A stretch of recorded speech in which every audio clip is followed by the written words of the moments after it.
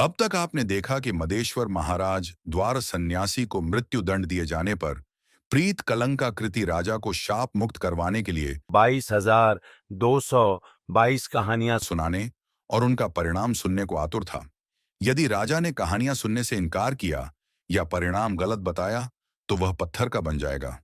राजा बुद्धिमान है या बुद्धिहीन, यह देखने के लिए कलंकिति की प्रथम कथा शुरू यहां से होती है।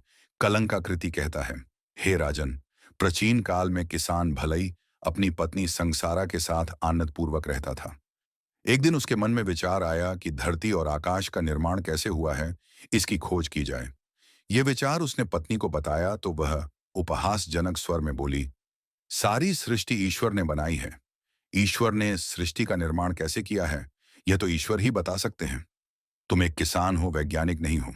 सोच विचार करना बंद कर दो, अन्यथा मैं तुम्हें त्याग कर मायके चली जाऊंगी। किसान पत्नी के मायके चले जाने की चेतावनी से डर गया, लेकिन अपना विचार त्याग नहीं सका। एक दिन वह खेत में लगे पीपल के पेड़ के नीचे बैठा विश्राम कर रहा था कि पेड़ से एक पीपल की पत्ती टूटकर उसके निकट गिरी। उसने पत्ती उठाकर देखी तो चकित हो उठा। पत्ती के बीच में एक रेखा बनी थी जो पत्ती को दो भाग में विभाजित करती थी। किसान ने दर्पण में अपनी जीभ देखी। जीभ में भी एक रेखा बनी थी जो जीभ को दो भाग में विभाजित करती थी। फिर किसान सृष्टि की सभी जीव जंतु व वानस्पति पर विचार करने लगा। सभी को उसने जोड़े में पाया। किसान समझ गया कि संसार की प्रत्येक वस्तु का निर्माण ईश्वर ने जोड़े से ही किया है।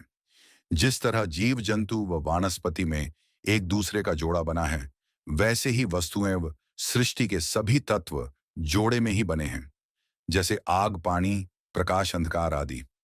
किसान अपनी खोज पर बहुत प्रसन्न हुआ। पत्नी संसारा से बोला, मैंने खोज लिया है कि सृष्टि का निर्माण ही जोड़े से हुआ है। हमारे शरीर के सभी अंग भी जोड़े में बने हैं। अपने दो हाथ, कान, आंख देखो, जोड़े में है। नाक एक है लेकिन दो नथुनों में विभाजित है। दो गाल हैं, दो भवें हैं। पत्नी क्रोधित होकर बोली, मूर्ख पतिदेव, शरीर में दिल तो एक ही होता है। किसान बोला, तुम्हारा दिल तुम्हारे पास तो मेरा दिल मेरे पास है। ईश्वर ने हमें एक दूसरे का जोड़ा बनाया है। कलंक आकृति ने कहा, मध्येश्वर महाराज, किसान की खोज से अप्रसन्न होकर उसकी पत्नी मैके चली गई। तुम मेरे 3 प्रश्नों के सही उत्तर दो, अन्यथा तुम्हारा शरीर पत्थर का बन जाएगा। पहला प्रश्न, क्या सृष्टि का निर्माण जोड़े से हुआ है? मध्येश्वर ने उत्तर दिया, हे कलंक आकृति, किसान भलई ने सही खोज की थी। सृष्टि को ईश्वर ने जोड़े में ही उत्पन्न किया है। दूसरा प्रश्न, ईश्वर ने सृष्टि को जोड़े से क्यों बनाया? मध्येश्वर ने उत्तर दिया, क्योंकि ईश्वर का कोई जोड़ा नहीं है, वह एक है। वह सृष्टि करता है, हम सब उसकी सृष्टि हैं। हे राजन, अब तुम मेरे तीसरे व अंतिम प्रश्न का सही सही उत्तर दो, अन्यथा तुम्हारा शरीर पत्थर का बन जाएगा। मध्येश्वर महाराज मुस्कुराकर कहते हैं, सन्यासी को मृत्यु दंड देकर मैंने पाप किया है। पाप का दंड भोगने के लिए मैं तुम्हारे सभी प्रश्न का सही सही उत्तर दूंगा। तुम तीसरा प्रश्न पूछो, कलंक आकृति। कलंक आकृति तीसरा प्रश्न करते हुए कहता है कि हे मध्येश्वर महाराज, ईश्वर एक है, उसका कोई जोड़ा नहीं है, मुझे प्रमाण दो। मध्येश्वर महाराज उत्तर देते हैं, हे कलंक आकृति, यदि ईश्वर दो होते तो आपस में युद्ध करते। उनके युद्ध करने से सृष्टि नष्ट हो जाती, हम सब मारे जाते। इसीलिए कहते हैं सबका मालिक एक है।